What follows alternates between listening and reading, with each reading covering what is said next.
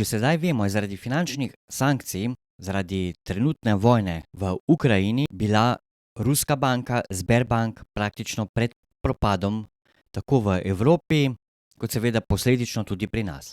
No, hvala bogu se je za njene komitente vse končalo dobro. Zakaj?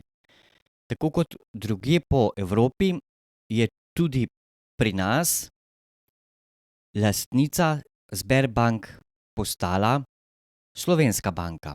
In katera banka je ta? Ja, NLB. Ampak okej, do tukajle je meni čisto vse okej.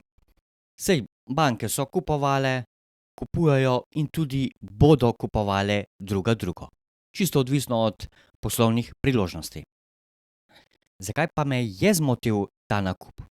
Dejstvo, da smo ravno to NLB že leta 2013 davkoplačevalci dokapitalizirali za 1,55 milijarde evrov.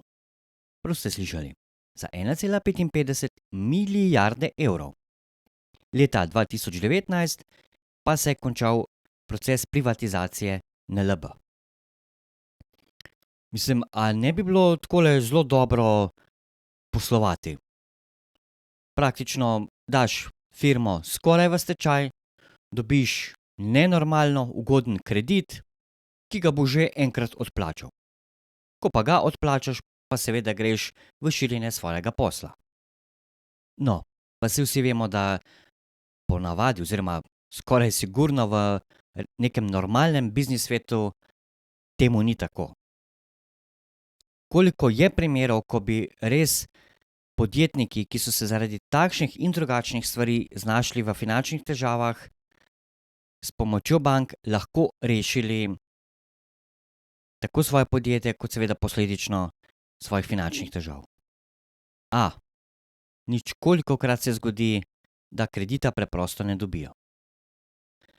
Očitno je na žalost, da denar je sveta vladar. Ali pa da dejansko tisti močni finančni igralci lažje in na hitrejši način lahko rešijo svoje finančne težave. Ali ste že slišali za letalo Antonov AN-225? Za Antonova ste sigurno že slišali. No, oznako AN-225 je imelo največje in tudi seveda posledično najtežje letalo na svetu. Ime je imelo Miri. Mislim, da sem prav naglasil, to je ukrajinsko ime. Pomeni pa sanje. Gre za največje tovorno letalo in tudi nasploh največje letalo na svetu, ki je v premeru imel razpon kril 89 metrov, 32 koles. Ko je bilo polno natovorjeno, je lahko preletelo skorajda 4500 kilometrov. Ko je bilo letalo prazno, je lahko preletelo tam nekje do 14500 kilometrov. Njegova delovna ura je stala okoli 27 000 evrov. To je ogromna cena glede na ostale cene, ki jih ponujajo manjša tovorna letala. Zakaj takšna razlika? Ja, posledično seveda zaradi enormnih stroškov, ki nastanejo pri poletu takšnega letala. Saj konec koncev lahko vidite, kako veliko je to letalo na zaslonu. Ja, saj obstajajo tudi druge opcije prevoza. Prevoza, ki je zelo težek. Namreč to je ravno posebnost tega letala, da je lahko prepeljalo izredno težke tovore, ki bi jih malce težje lahko prepeljali po vodi ali pa po kopnem. Če pa bi že to bilo možno, bi bili stroški seveda ne vem kolikokrat višji.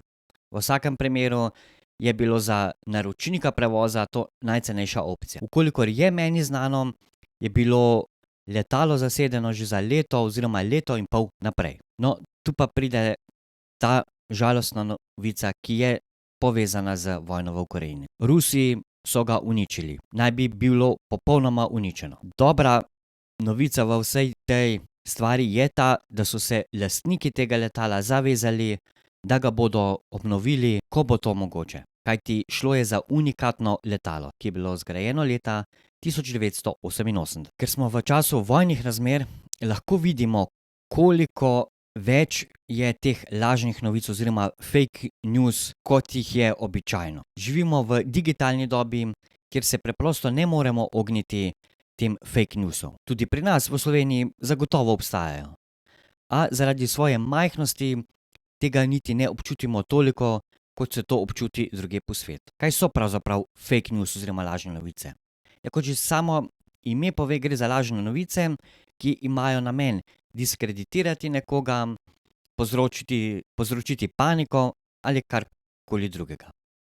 No, eden takih primerov fake newsa je bilo ravno nekaj dni nazaj v Srbiji. Zakaj se je šlo? Ja, po spletu je zaokrožila novica, da Srbija nima dosti zalog nafte in seveda zagnala se je panika in ljudje so množično hiteli na bencinske črpalke po celotni Srbiji. Seveda je bila resnica popolnoma daleč od tega. Srbija ima trenutno zalogo nafte za 2 meseca in več. Seveda tukaj ne smemo pozabiti, da ima Srbija tudi svojo lastno rafinerijo. Kar pa je najbolj žalostno pri vseh teh fake newsih je to, da ljudje veliko bolj zaupajo nekomu na spletu, kakor resnični, kredibilni osebi. Saj imate na spletu dosti orodij, ki sploh pri slikah preverijo, kdaj so bile že uporabljene. Tako kot se je to zgodilo sedaj v vojni v Ukrajini in že v mnogih drugih vojnah, je veliko slik, ki so bile posnete v prejšnjih vojnah. Ne smemo seveda verjeti vsemu, kar vidimo preko spleta. Je pa seveda zelo težko, ker saj v trenutni vojni dobivamo zelo malo kredibilnih virov novic.